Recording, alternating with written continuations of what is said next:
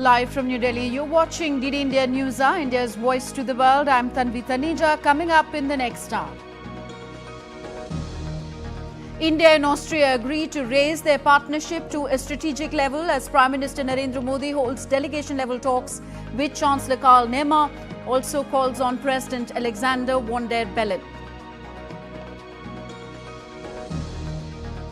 Narendra Modi repeats that killing of innocents is not acceptable, reiterates solutions to conflicts cannot be found on the battlefield. US President Joe Biden and leaders of other NATO member states poised to unveil new aid packages for Ukraine in Washington. NATO Chief Stoltenberg asks allies to agree to a substantial package for Ukraine. Foreign ministers of BIMSTEC member states begin arriving in New Delhi for two-day talks. The group comprises 5 South Asian and 2 Southeast Asian countries. And Spain beat France to reach the Euro 2024 final to face the winner of the match between England versus the Netherlands in Berlin.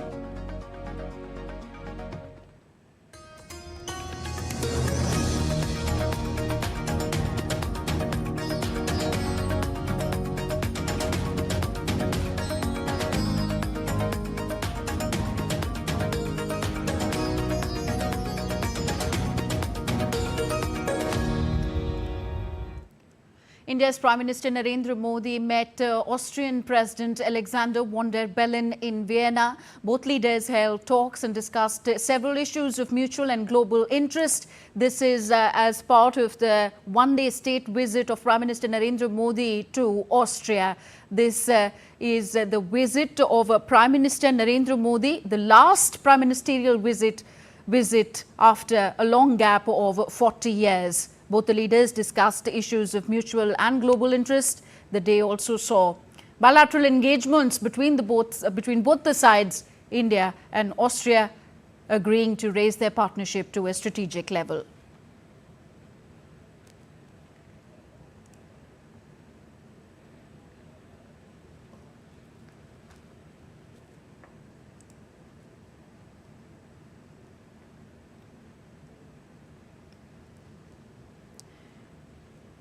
Prime Minister Narendra Modi's visit also comes in the backdrop of New Delhi and Vienna celebrating 75 years of diplomatic relations. And this visit is the first by an Indian Prime Minister in over 4 decades.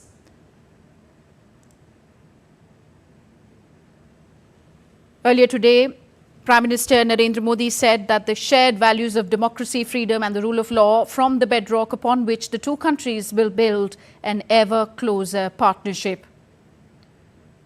Prime Minister Narendra Modi earlier met Austrian Chancellor Karl Nehammer and both the leaders looked forward to elevating ties.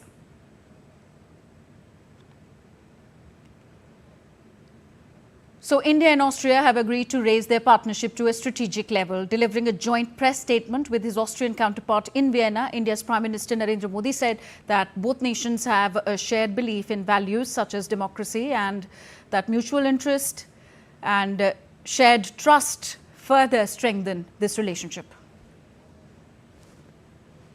हमने निर्णय लिया है कि संबंधों को strategic दिशा प्रदान की जाएगी। आने वाले दशक के लिए सहयोग का खाका तैयार किया गया है। यह केवल आर्थिक सहयोग और निवेश तक सीमित नहीं है। Infrastructure Vikas, innovation, renewable energy, hydrogen, water and waste management. Prime Minister Narendra Modi said that India and Austria emphasize dialogue and diplomacy to resolve conflicts over the world. He said that India is ready to give any required support for it. मैंने और chancellor नेहमर ने विश्व में चल रहे विवादों, चाहे Ukraine में संघर्ष हो या पश्चिम एशिया की स्थिति, सभी पर विस्तार में बात की है। मैंने पहले भी कहा है यह युद्ध का समय नहीं है। समस्याओं का समाधान रणभूमि में नहीं हो सकता। कहीं भी हो, मासूम लोगों की जान की हानि स्वीकार्य नहीं है। Speaking at the joint press meeting in Vienna, Austria's Chancellor Karl Nehammer lauded India's success in infrastructure and digitalization. He said that Austria needs to find new avenues for trade with India. 3,7 Milliarden Euro. 2.7 billion euro is the current trade volume. More than 150 Austrian businesses are operating in India, and we expect the number to increase, and there will also be Indian investments in Austria. There is high demand for economic cooperation, particularly when it comes to renewable energy, about environment and urban technology, urban development and infrastructure development. It's impressive to look at India's success when it comes to infrastructure, digitalization in society, and developing infrastructure at an enormous pace.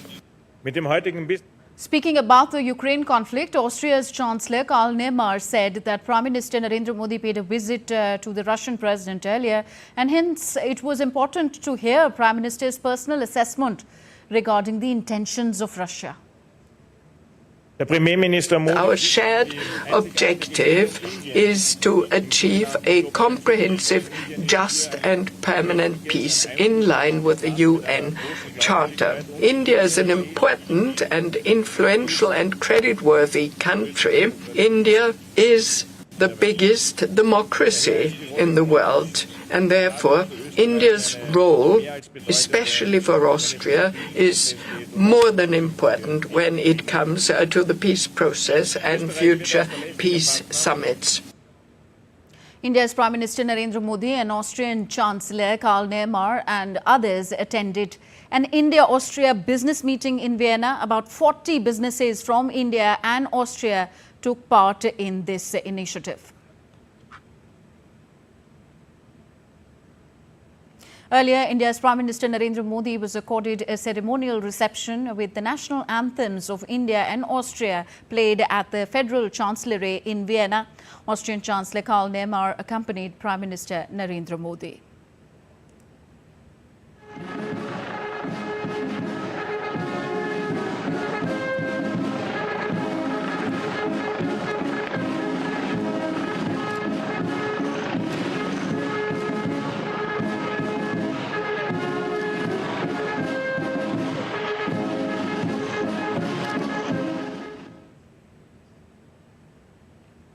India's Prime Minister thereafter signed a guest book on the occasion. It is the first time, as we told you, an Indian Prime Minister is visiting Austria in 41 years upon the invitation of the Austrian Chancellor Karl Nehammer, and India and Austria are further deepening ties during this partnership. The leaders also held delegation-level talks later. Several regional issues and political and economic discussions were held between the two leaders.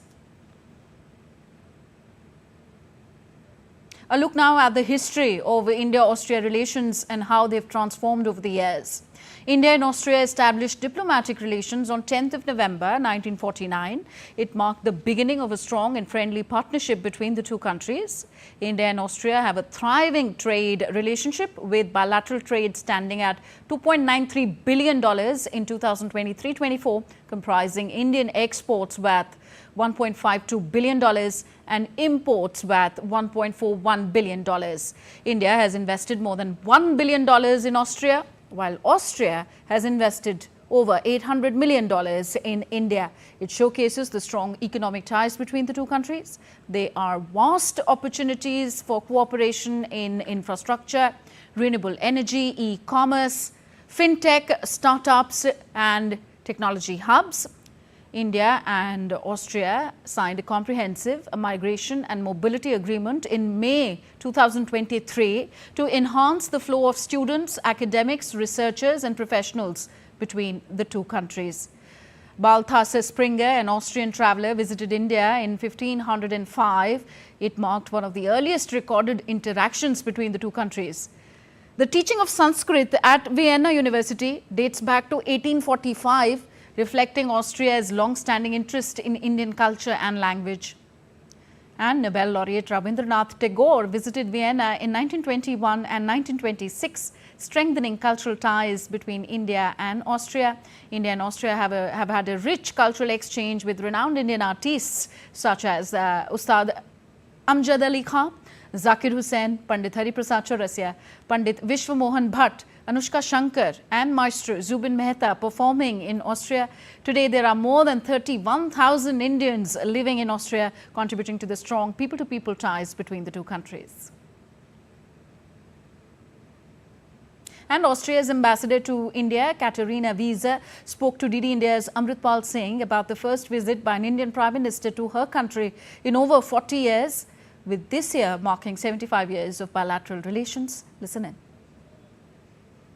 This is really a very important visit for us. It is the first visit of an Indian Prime Minister, as you mentioned, after 41 years to Austria, 40 years after an Austrian Federal Chancellor visited India. And this visit is taking place in a year when we are celebrating 75 years of bilateral relations. So we are happy about that fact also, that this high-level visit is now sort of a manifestation of the very good place that we are in at the level of our bilateral relations. The ambassador also spoke about what to expect in terms of bilateral economic relations between India and Austria. Our bilateral economic and business relationship is a very important central part of our bilateral relationship. We have been improving that also over the past years. There's more interest, not only from Austrian companies, but also from other companies. There's a more international focus and interest also in what is happening in India. And also from Austrian company side, obviously, we have 150 Austrian, so subsidiaries of Austrian companies in India. So Prime Minister Narendra Modi arrived in Vienna on Tuesday from Moscow, where he wrapped up his two-day Russia visit. India's Commerce Minister Piyush Goyal has said that India's Prime Minister Narendra Modi receiving Russia's highest civilian honor, the Order of St. Andrew the Apostle, is a recognition of his global leadership and unwavering commitment to our time-tested ties between India and Russia. I would like to take this opportunity to congratulate Prime Minister Narendra Modi on being conferred Russia's highest civilian award, civilian honor, the Order of St. Andrew the Apostle. It is a matter of pride for 140 crore Indians on whose behalf the Prime Minister has accepted this award. He is the first Indian leader to receive this award. New Delhi hosts the BIMSTEC summit on Thursday and Friday. India's External Affairs Minister Subramaniam Jaishankar will host his counterparts from the BIMSTEC nations for the second Foreign Ministers' retreat in New Delhi on 11th and 12th of July. Discussions will be held to broaden and deepen cooperation across various sectors, including in fields of security, connectivity, trade, investment and people-to-people contacts in the Bay of Bengal region. The first edition of the BIMSTEC Foreign Ministers' retreat was held in Bangkok, Thailand on 17th of July last year. BIMSTEC has 7 members: India, Nepal, Bhutan, Bangladesh, Sri Lanka, Myanmar and Thailand. Bhutan's Foreign Minister DN Dungay and Deputy Prime Minister and Foreign Minister of Myanmar U Thon Sway arrived in New Delhi for the same on Wednesday.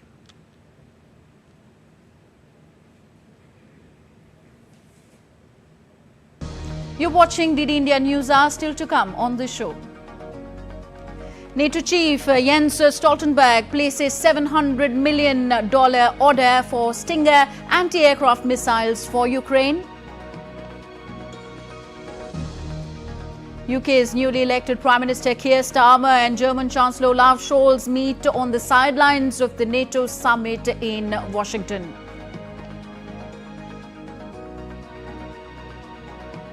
And Russia says that its military is still working to create a buffer zone in Ukraine's Kharkiv region, and this will take time.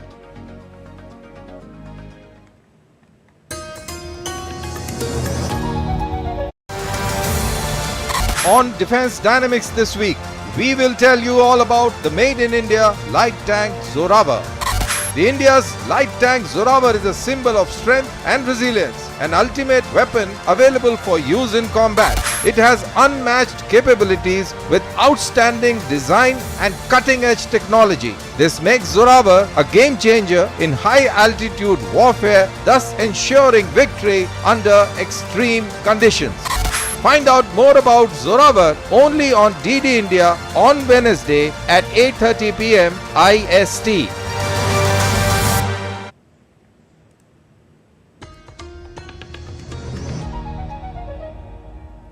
Welcome back. You're watching DD India News Hour. I am Tanvi Taneja. On to Washington now, where world leaders have gathered for a NATO summit as the transatlantic bloc military alliance is celebrating its 75th anniversary this year. French President Emmanuel Macron, British Prime Minister Keir Starmer is in Washington, D.C. This marks Starmer's inaugural appearance at a global summit after coming to power. Earlier, Starmer pledged to honour his campaign promise to boost UK defence spending to 2.5% of the GDP and emphasised that this increase would only occur when fiscally feasible. In relation to defence more generally, we will carry out our strategic review to look at the challenges, the capabilities, and on the back of that make further plans. I am committed to that 2.5% within our fiscal rules, but that strategic review needs to come first. But today, tomorrow and the next day is all about standing together with our allies, discussing practically how we provide further support for Ukraine and send a very, very clear message to Putin that we will stand against Russian aggression wherever it is in the world.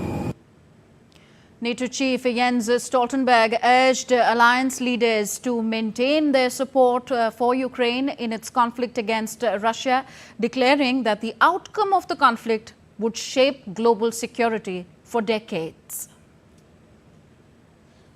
President Zelensky spoke to NATO defense ministers in April. That was when he asked for more air defense capabilities. We promised to work hard on that, and allies have worked hard. I have worked, and NATO leaders have engaged, and we have now the announcement by President Biden and several other allies yesterday that they will be able to deliver 5 new advanced strategic air defense systems from the United States, from Italy, from Romania, from the Netherlands, and also from one more ally. And of course, this is a significant contribution. On top of that, we will also then ensure that they will have more tactical defense systems, including NASAMS. NATO's 75th anniversary gathering in Washington, D.C. has swept the newly elected UK Prime Minister Keir Starmer straight into the world of top-level diplomacy. Starmer met German Chancellor Olaf Scholz on the sidelines of the NATO summit in Washington, D.C. For Starmer, his first NATO summit sees him trying to raise Britain's profile on the international stage, hoping to capitalise on his large majority in Parliament as a sign that his government is a stable partner to NATO. The US and its allies will deliver 5 more air defense systems to Ukraine, affirming their full support for the country. The announcement came from US President Joe Biden during an award ceremony in honor of NATO Secretary General Jens Stoltenberg. The NATO chief was awarded the US's highest honor, the Presidential Medal of Freedom.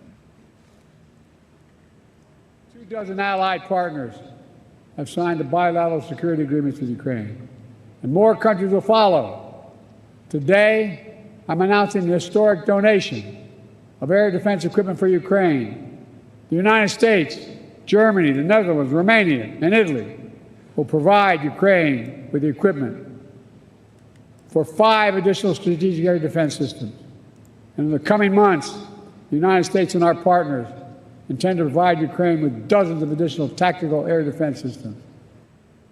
NATO chief Jens Stoltenberg said that the alliance has placed an order for the US-made Stinger anti-aircraft missiles worth $700 million. Stoltenberg was addressing a gathering of defense industry leaders on the sidelines of the NATO summit in Washington, D.C. The last contract for Stinger missiles was awarded in May 2022 when the US Army contracted $625 million worth of anti-aircraft missiles to replenish the stocks sent to Kiev, as it is in hot demand in Ukraine, where they have used it in the fight against Russia. The NATO order for the Stingers will keep the production line running through 2029. Last year, the NSPA, the Support and Procurement Agency, agreed contracts worth over $11 billion for ammunition and capabilities. And just today, the NSPA signed new multinational contracts for Stinger missiles worth almost $700 million. US President Joe Biden has pledged to defend Ukraine against Russia. He also sought to reassure allies at home and abroad that he can still lead. Biden has endured 12 days of withering questions about his fitness for office, as some of his party lawmakers and campaign donors fear that he will lose the 5th November US presidential election after a halting debate performance on 27th of June. So the grinding Ukraine-Russia conflict is going to dominate private conversations between the leaders of the 32 NATO member states. NATO Secretary General Jens Stoltenberg appeared with US Secretary of State Antony Blinken and announced that there will be some decisions on Ukraine during the summit. Member states have a full agenda focused on military and financial aid for Ukraine and offering some pathway towards eventual NATO membership for Ukraine.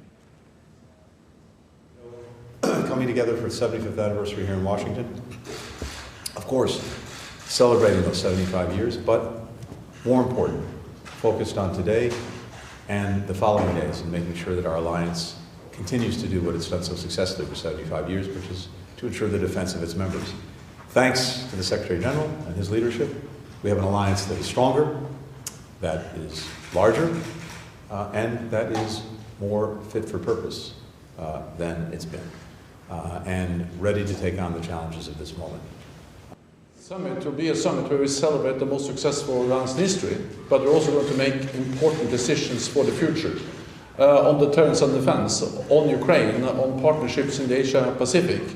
And of course, none of this would have been possible without the leadership of the United States, of President Biden, of you, to ensure that we have now 32 allies agreeing on all these important decisions we will take during the summit here in Washington. We will make decisions on Ukraine, and I think what we have seen over the last days demonstrates the need to step up our support for Ukraine. A bilateral meeting between US Secretary of State Antony Blinken and Ukraine's Foreign Minister Dmytro Kuleba was also held. Renewed support for Ukraine was discussed.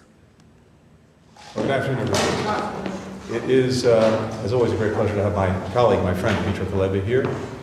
As we start the NATO summit, a summit that will further strengthen Ukraine's ties to the North Atlantic Treaty Organization and its path to membership. We've done a lot of work in recent weeks and recent months on that, and I think you'll see a very strong package emerge from this summit for Ukraine. More broadly, we've been working closely together to make sure that as things move forward, Ukraine has what it needs to stand strongly on its own feet, militarily, economically, democratically. And we're on a very good pathway to do just that. To be set before a very, very important gathering of leaders. Thank you for working diligently on covering and reaching some of very important agreements on air defense and for the assistance that NATO will be providing to Ukraine. This is all essential, and I'm looking forward to continuing our partnership and friendship and cooperation. On his part, Ukrainian President Volodymyr Zelensky urged US political leaders not to wait for the outcome of US presidential elections to move forcefully to aid his country against Russia. It's time to step out of the shadows, to make strong decisions work, to act and not to wait for November or any other months to this end. We must be strong and uncompromising all together. And first of all, America. And first of all, the leaders of America. And the President of the United States as the leader of the free world. To be uncompromising in defending democracy. Uncompromising against Putin and his coterie. Uncompromising to every possible terror. Exactly what all Ukrainians were on the 24th of February 2022. Millions of the people of the world and millions of Americans. Exactly what President Biden and the Congress were on the 24th of February. Kremlin spokesperson Dmitry Peskov warned on Wednesday that Russia would retaliate if the UK permits Ukraine to use British weapons to attack Russia. Peskov's comment on Wednesday followed media reports that the new UK Prime Minister, Mr. Keir Starmer, might allow Ukraine to use British Storm Shadow missiles to target Russian military sites.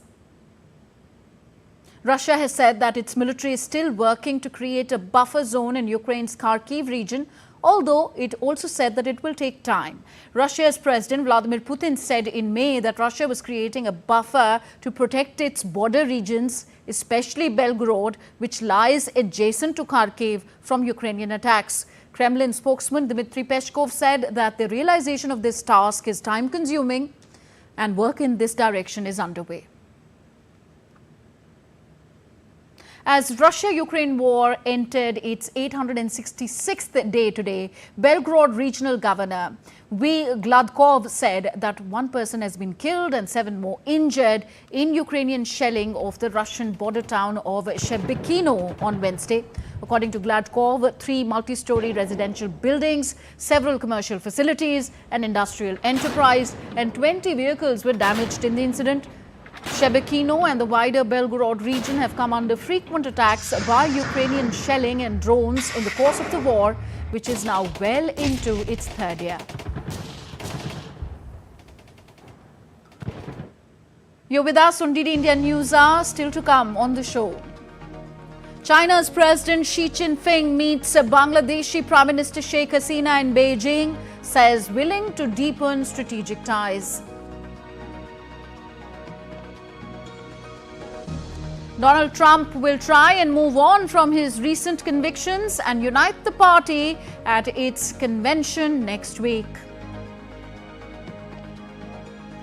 And Russia approves sweeping tax hikes targeting corporations and the wealthy, a move that may add an extra $30 billion to the next year's budget revenue.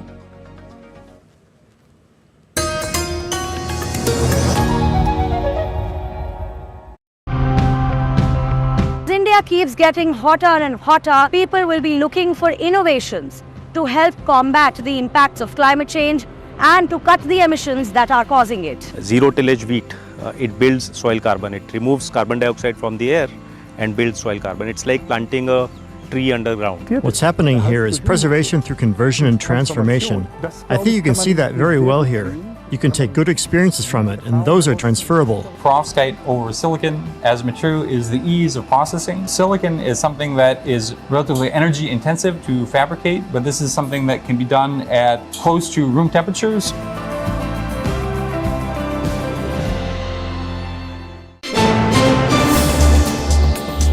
Voice of a rising aspirational world. Stories of challenges, struggles and accomplishment.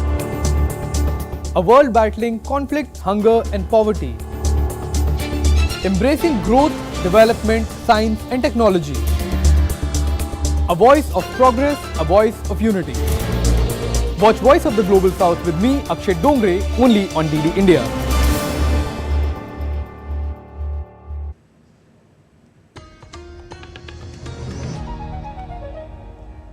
Thank you for staying with us. You're watching DD India News Hour. I am Tanvi Taneja. A quick reminder of the headlines we are tracking at this hour. India and Austria agree to raise their partnership to a strategic level as Prime Minister Narendra Modi holds delegation-level talks with Chancellor Karl Nehammer, also calls on President Alexander von der Bellen. Narendra Modi repeats that killing of innocents is not acceptable, reiterates solutions to conflicts around the world cannot be found on the battlefield. US President Joe Biden and leaders of other NATO member states poised to unveil new aid packages for Ukraine in Washington, D.C. NATO Chief Stoltenberg asks allies to agree to a substantial package for Ukraine. Foreign ministers of BIMSTEC member states begin arriving in New Delhi for 2 days of talks. The group comprises 5 South Asian and 2 Southeast Asian countries.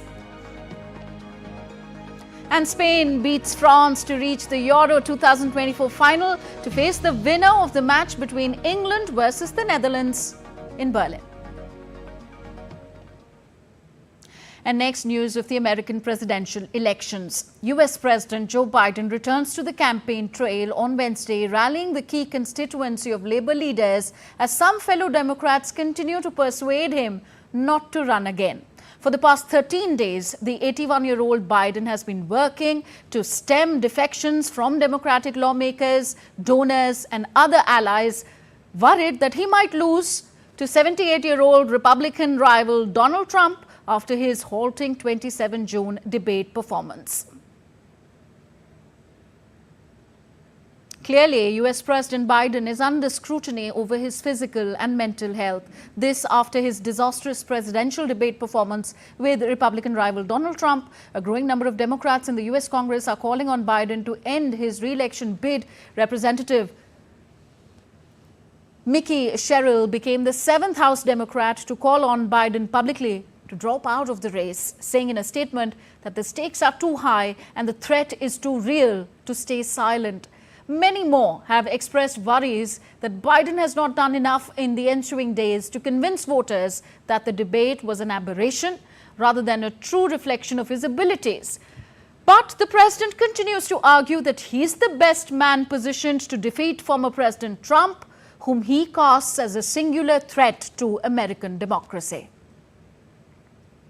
So as campaigning for the US presidential election gains momentum, former US President and Republican candidate Donald Trump took a jibe at President Joe Biden and Vice President Kamala Harris during a rally in the state of Florida on Tuesday. He claimed that the Democratic Party can't decide which of their candidates is more unfit to be president. Whatever happened to common sense in government? We've got it. We've got more than anybody's ever had.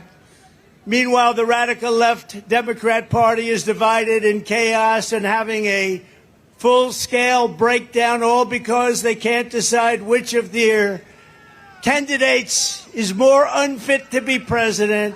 Let's do another debate this week so that Sleepy Joe Biden can prove to everyone all over the world that he has what it takes to be president. But this time it will be man-to-man, no moderators, no holes barred.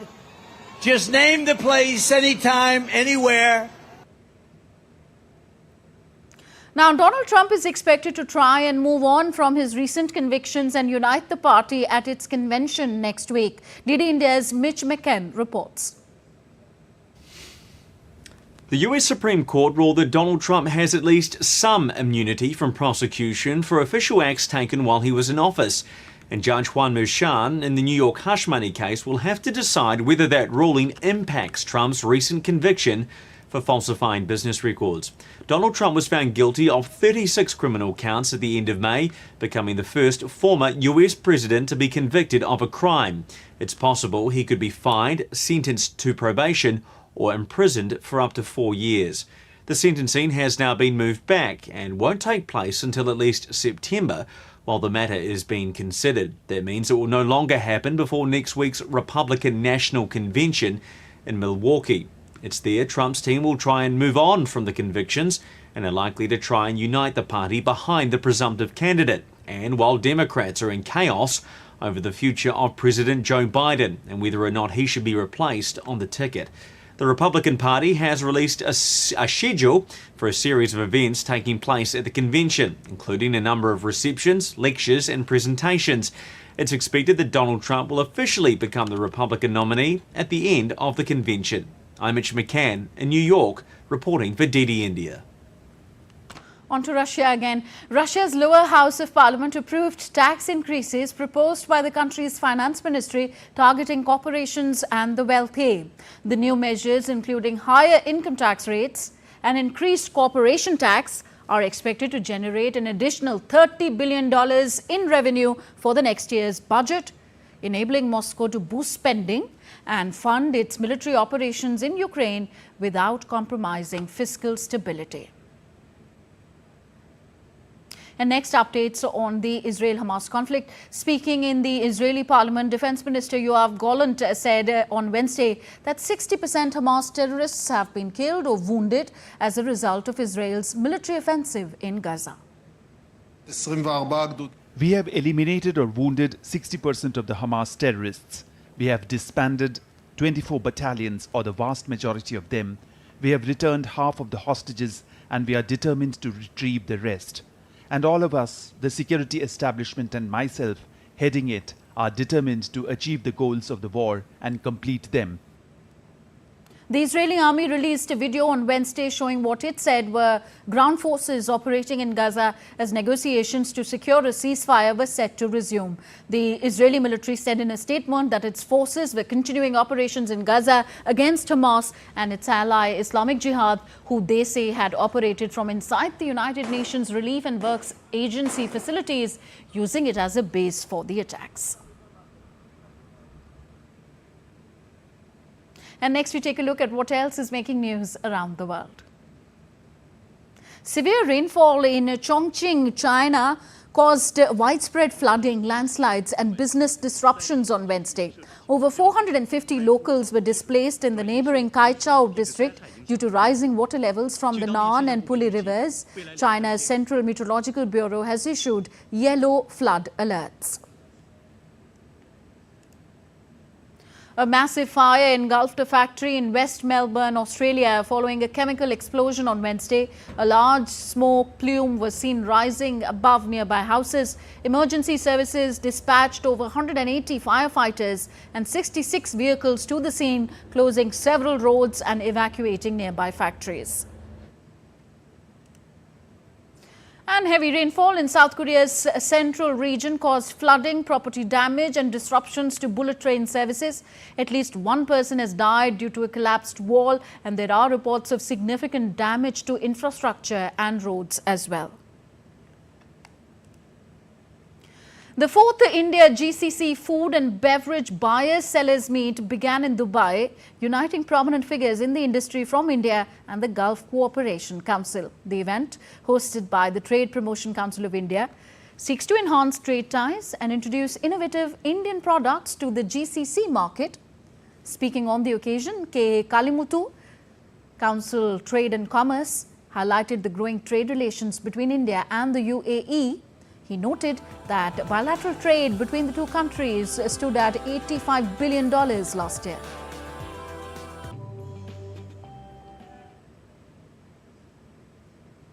India and UAE, they are friends, and we have signed this comprehensive economic partnership agreement 2 years back. Since then, we have seen an uptrend in the bilateral trade.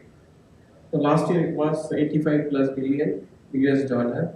In that, trade sector alone contributed about 9%, which is about 3 billion US dollar. India's export. Chinese President Xi Jinping said that China is willing to work with Bangladesh to build a comprehensive strategic cooperative partnership. He said this today in a bilateral meeting with Prime Minister of Bangladesh Sheikh Hasina in Beijing. Bangladeshi Prime Minister Sheikh Hasina is on a 4-day state visit from Tuesday to Friday.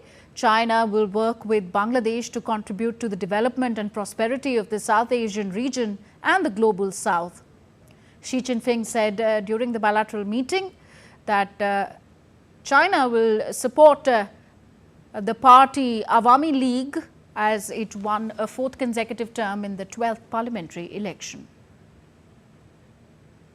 And now we take a look at what else is making news in India. India's Health Minister JP Nadda reviewed the preparedness for the dengue prevention and control on Wednesday. He directed officials for intersectoral meetings and nationwide awareness campaigns through information, education and communication. Chief Minister of the northern Indian state of Uttar Pradesh, Yogi Adityanath, undertook a comprehensive aerial survey of areas impacted by floods. He assessed the damage and reviewed the ongoing relief and rehabilitation efforts carried out by local authorities.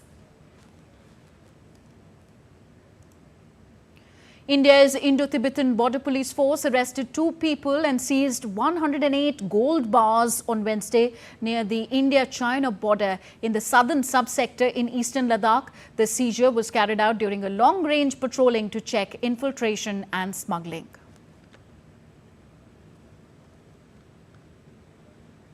Still to come on this edition of DD India News Hour. At least 24 people detained for questioning as the hunt for terrorists behind the ambush in Jammu and Kashmir's Kathua continues. As India's Union Budget 2024-25 is awaited, micro, small and medium enterprises are hopeful of significant relief. And in sports, the Netherlands are up against England in the second Euro 2024 semi-final in Dortmund today.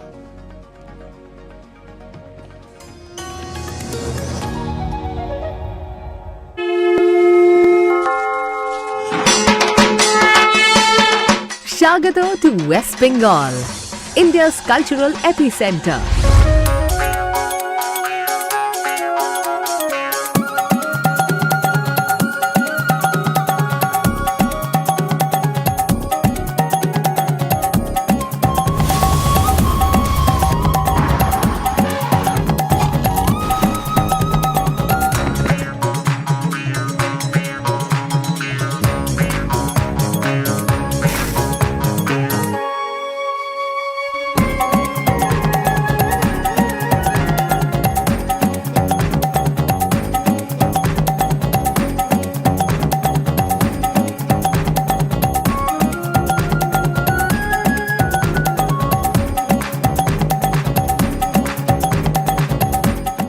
West Bengal invites you to share its richness, to be united as one family with one shared vision of building a better tomorrow.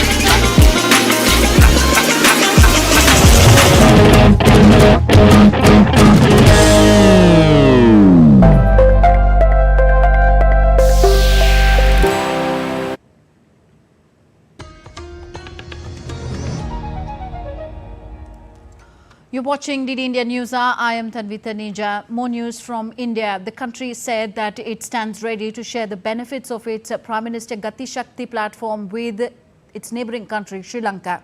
Prime Minister Gati Shakti, also known as the National Master Plan for Multimodal Connectivity, is an Indian mega project worth $1.2 trillion to provide a competitive advantage for manufacturing in India.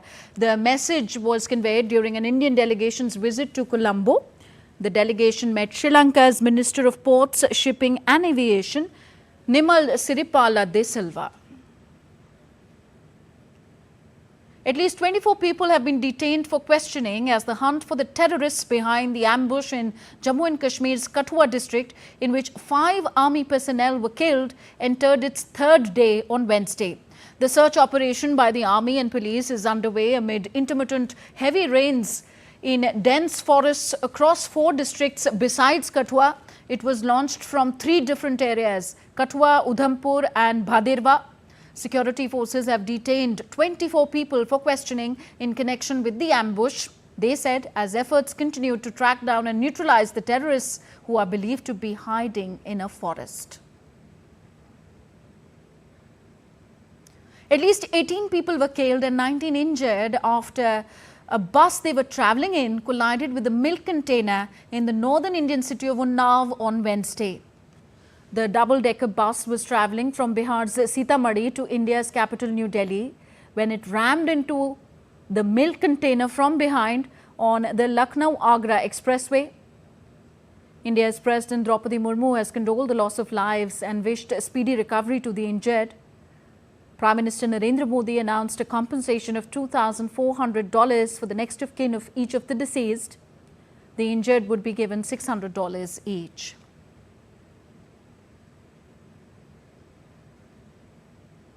India would present its budget on 23rd of July. Micro, small and medium enterprises are hoping for significant relief in it.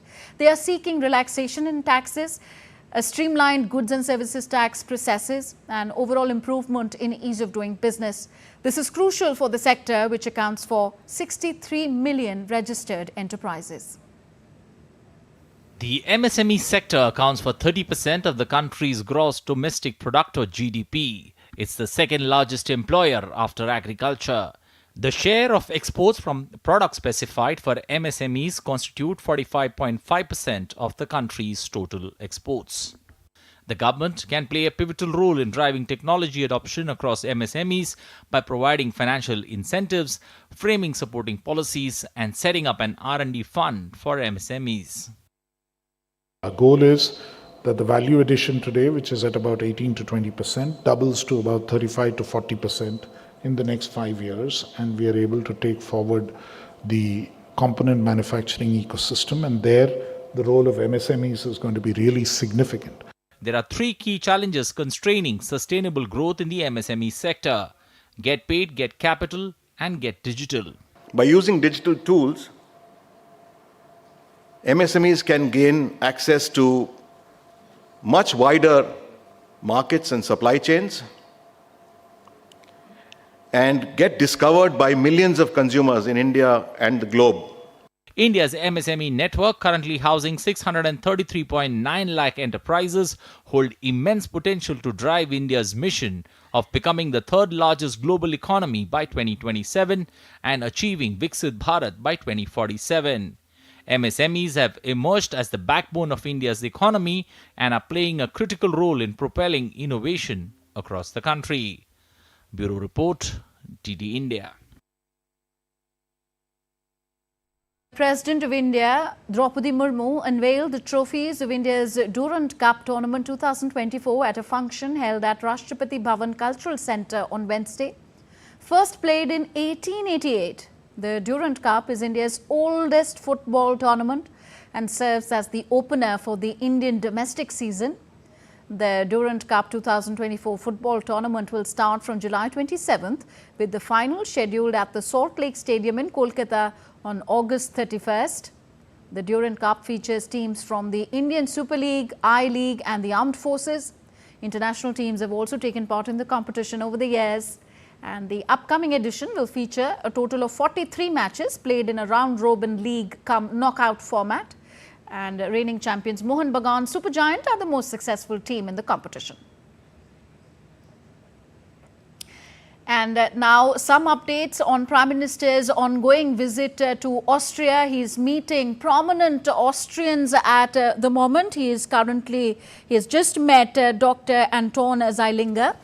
Anton Zeilinger is an Austrian quantum physicist and a Nobel laureate in physics.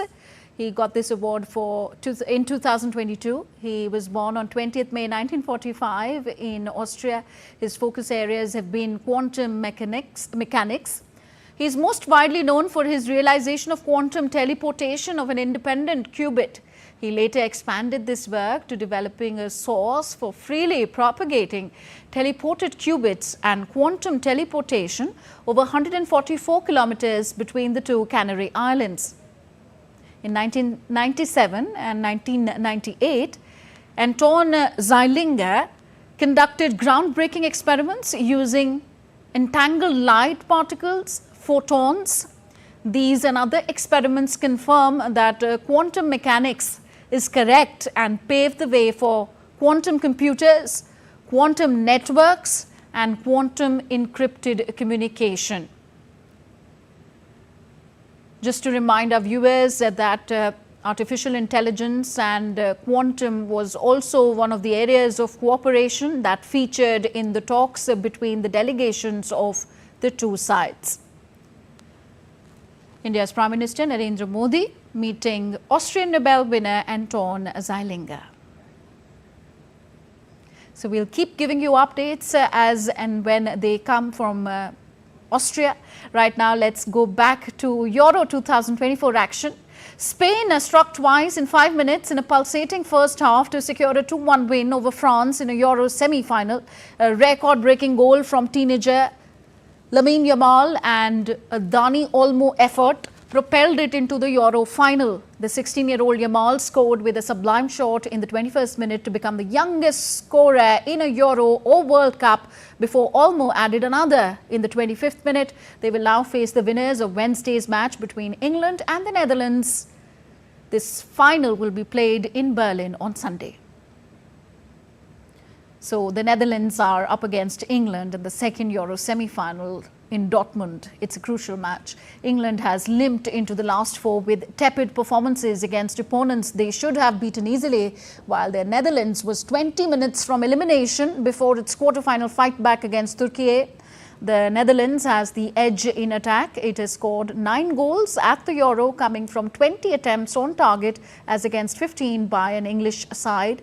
England's shootout win over Switzerland brought a momentary euphoria, but it was more relief than redemption. And the semi-final match may require a transformation in attack for it to reach a third major tournament final.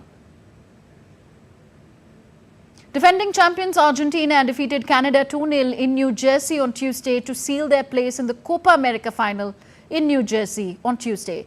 Julian Alvarez and Lionel Messi helped Argentina maintain their domination throughout. Argentina soaked up some early pressure before Alvarez ghosted in between two defenders to open the scoring with a tidy finish in the 22nd minute. Messi doubled the lead in the 51st minute. Argentina will take on either Uruguay or Colombia in the final in Florida on Sunday. And in Wimbledon tennis, defending champion Carlos Alcaraz returned to the semi-finals with an enthralling comeback on Tuesday. Having taken his Grand Slam tally to 3 at the French Open last month, Alcaraz pushed on in his quest to retain a major trophy for the first time and cement his big league status by rallying past American Tommy Paul 5-7, 6-4, 6-2, 6-2. Yannick Sinner was heavily backed to succeed at the grass court Grand Slam. But the ailing 22-year-old came crashing down to earth against 5th seed Daniil Medvedev. Sinner put up a brave fight after a timeout because of illness, but the Italian was not able to prevent a 6-7, 6-4, 7-6, 2-6, 6-3 defeat. Jasmine Paolini cruised to a 6-2, 6-1 win at Wimbledon to set up a meeting with Donna Vekic of Croatia, who ended the extraordinary run of qualifier Lulu Sun. Vekic had serious doubts about the durability of her knee after surgery in 2021 and considered quitting, but she now finds herself in a maiden semi-final on the grandest stage. On to rugby now. France players Oscar Jegoyu and Hugo Uraduo have been arrested in Argentina following an allegation of sexual assault during their tour of South America. Following their arrest, they were held in the Interpol South American regional offices in Buenos Aires. Their lawyer said that both players were willing to cooperate with Argentinian authorities. The lawyer added that the men had rejected the allegation and said that the sex was consensual. France beat Argentina 28-13 last weekend in Mendoza and are scheduled to play Uruguay in Montevideo on Wednesday before returning to Buenos Aires to face Argentina on Saturday.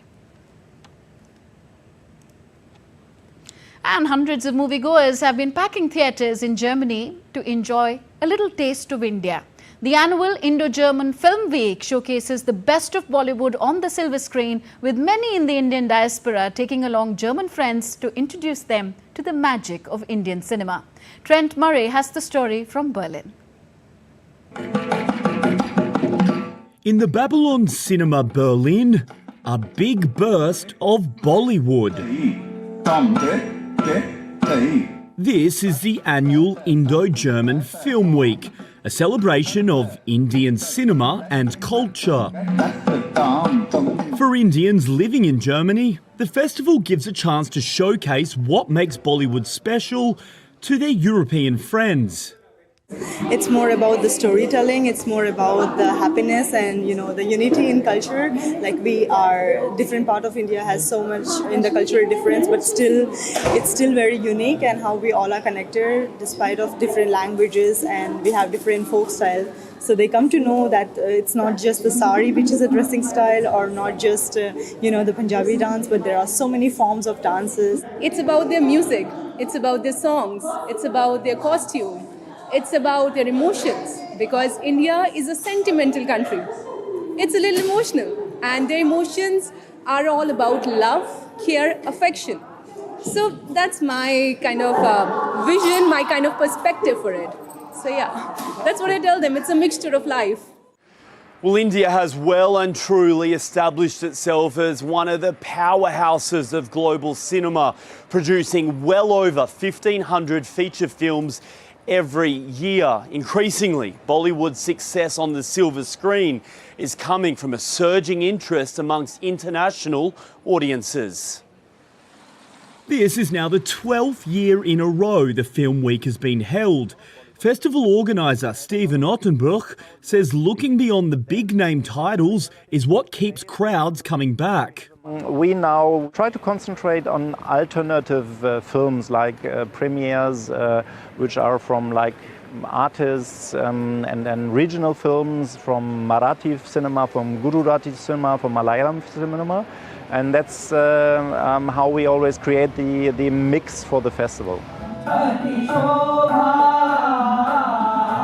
Over 10 days, crowds across the capital can immerse themselves in the magic of India, with more than 30 films being shown on the big screen.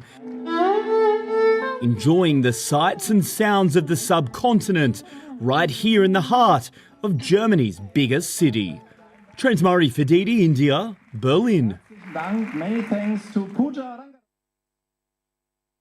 India News Hour. Do let us know your thoughts on the news of the day. Connect with us on our different social media handles at DD India Live. And for those on the go, you can catch all the latest news and updates on our DD India mobile app. That's it in this broadcast. News and updates continue on our channel. Thanks for watching. Namaskar.